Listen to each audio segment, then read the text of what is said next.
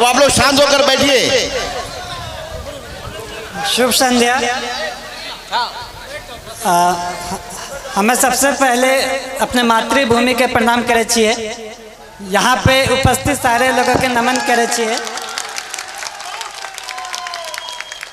हमरो नाम शुभम कुमार छे। हमरा ठेठी उतना अच्छा ना आवे छे। मम्मी के मैं 1 महीना पहले बोलिए कि अहाँ सारा चीज हमरा दिल के, बट लेकिन हमरा अपना मातृभाषा नहीं सीखल के।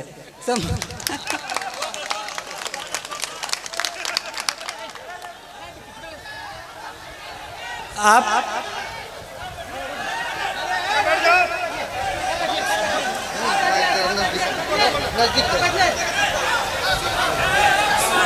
ठेठी मैथिली का एक बोली है। आप अपने बच्चों को सारा लैंग्वेज सिखाइए। आप ठेठी भी सिखाइए, हिंदी भी सिखाइए और इंग्लिश भी सिखाइए। आप लोगों को लगता होगा कि मैं ऐसे ही बोल रहा हूँ,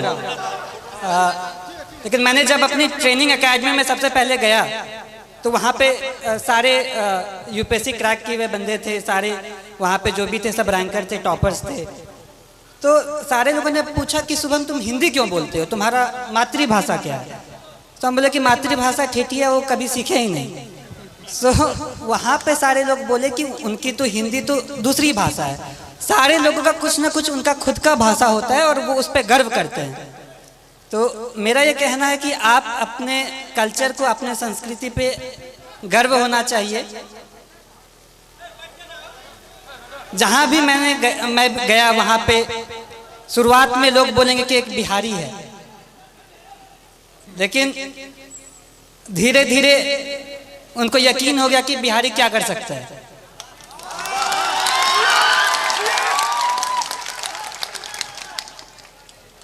वो बोला कि बिहारी ऐसे बोलता है।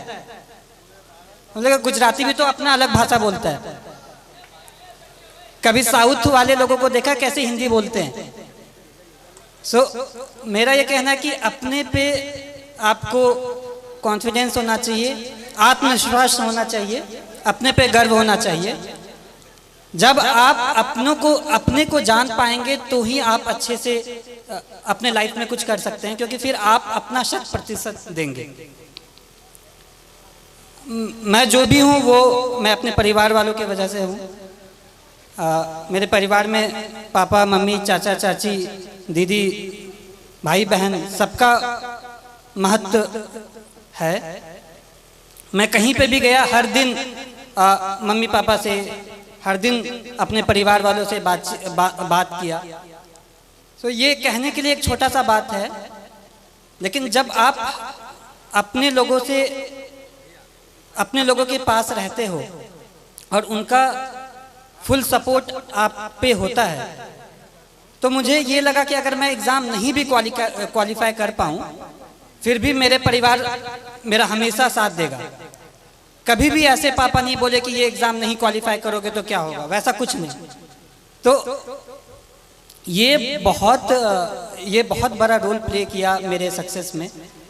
एग्ज़ाम के हर घड़ी में, हर स्टेज पे मैं ये बोला कि पापा इतना मुश्किल है, मुझसे नहीं हो पाएगा।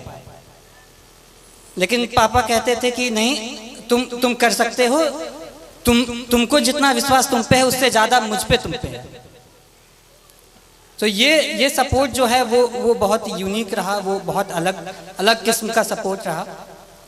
और दूसरी बात जो पापा कह रहे थे कि चाचा भी कह रहे थे कि घर का माहौल अच्छा होना चाहिए। तो अभी तक मैं एक इंसिडेंस मैंने नहीं बताया है कि मुझे असल में मोटिवेशन कहाँ से मिला। एक बार ऐसा हुआ कि पापा को याद भी नहीं होगा, बालदेव दादा मेरे घर पे आते हैं। वो अपनी बेटी की शादी के लिए कुछ 3000 रुपये पापा से उधार पे लिए होंगे, और उनकी बेटी की शादी पापा यहाँ मंदिर में कराए थे। तो पापा ने ये नहीं कहा कि 3000 रुपये मैं दे रहा हूँ, वो कहा कि नहीं, आपको वापस करना है। फिर वो मेहनत किए और फिर वो 3000 वापस जब दे रहे थे तो मैं भी देख रहा था। पापा ने सारा नोट काउंट किया, 500 के नोट थे। फिर एंड में 3000 रुपये दादा को दे दिया कि ये आपकी मेहनत की कमाई है, ये अपने साथ रखें। तो ये मैं कहना चाहता हूँ कि इससे ये क्या हुआ कि वो सामने वाला मेहनत किया, वो कमाई, वो फ्री का पैसा नहीं समझा। इसी तरह मैं भी चाहता हूँ, मेरी ये कामना है कि मैं भी लोगों के लिए काम करूँ। एक बार रिजल्ट आ जाना बड़ी बात होती है, लेकिन उससे बड़ी बात है कि लोगों के आशाओं पे खड़ा होना।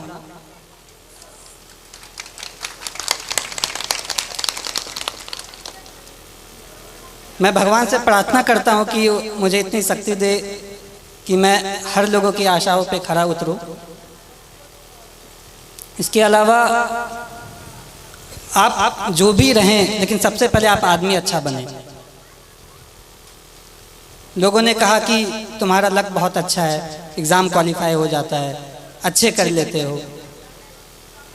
लेकिन मैं ये कहना चाहता हूँ कि आपका लक तभी साथ देगा जब आप खुद के लिए आप सही हो, आप दूसरों के लिए सही हो। आप दूसरों की मदद करें, आप पे भगवान मदद करेगा।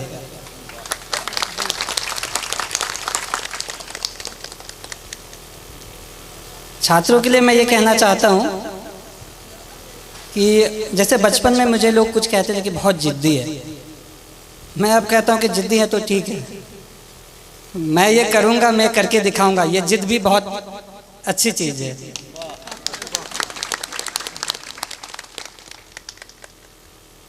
जिंदगी में उतार चढ़ाव हर किसी के ज़िंदगी में होता है, मेरे भी ज़िंदगी में रहा। जब विद्या विहार में क्लास 6 में गया तो 110 लोगों में मेरा स्थान जो होता था वो 40-50 के आसपास होता था। लेकिन पापा मुझे कभी फोर्स नहीं किया कि तुमको पहला स्थान ही लाना है। क्लास 6 में ऐसे ही रहा, 7 में भी क्लास 40 के आसपास ही रैंक रहता था। क्लास 8 में किसी ने मुझे कह दिया कि शुभम बहुत लकी है, 40 के आसपास रैंक आता है, सेक्शन ए में चले जाते हो। विद्याविहार में ये रूल था कि टॉप 40 वाले को सेक्शन ए में रखते थे। तो फिर मैं ये सोचा, मैंने प्रण लिया कि मैं ये करके दिखाऊंगा कि ये बस लक नहीं है, मैं मेहनत करूंगा। सो छात्रों को ये कहना चाहता हूँ कि जब आप प्रण लेते हैं, आपके पास एक प्रॉपर प्लान होता है, आप उसको इम्प्लीमेंट करिए और धीरे धीरे आप खुद का एक बेहतर सेल्फ बन के निकले। आपको ये हमेशा लगना चाहिए कि आज का जो मैं हूँ वो कल का जो मैं बनूंगा वो आज के मैं से बेहतर बनूंगा।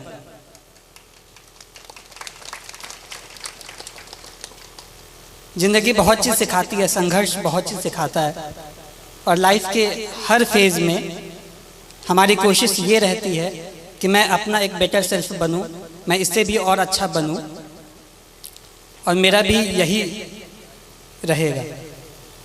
लास्ट में मैं एक पंक्ति बोलूँगा कि कर्मण्ये वधिकरस्ते माँ फलेषु कदाचन, अर्थात आप कर्म करिए, फल की चिंता ना करें, फल तो कभी ना कभी आ ही जाएगा। धन्यवाद। शुभम कुमार को बहुत बहुत धन्यवाद और को उसके जीवन की शुभकामना के लिए धन्यवाद कहना चाहता हूँ कि आप लोग इतनी की तादाद में यहाँ आए, मुझे बहुत अच्छा लगा। एंड इतने सारे लोग इतनी अच्छी बातें कही। मैं ये विश्वास दिलाना चाहता हूँ कि आप लोगों ने जैसा भी सोचा होगा उस पर मैं खरा उतरने की कोशिश करूँगा। धन्यवाद।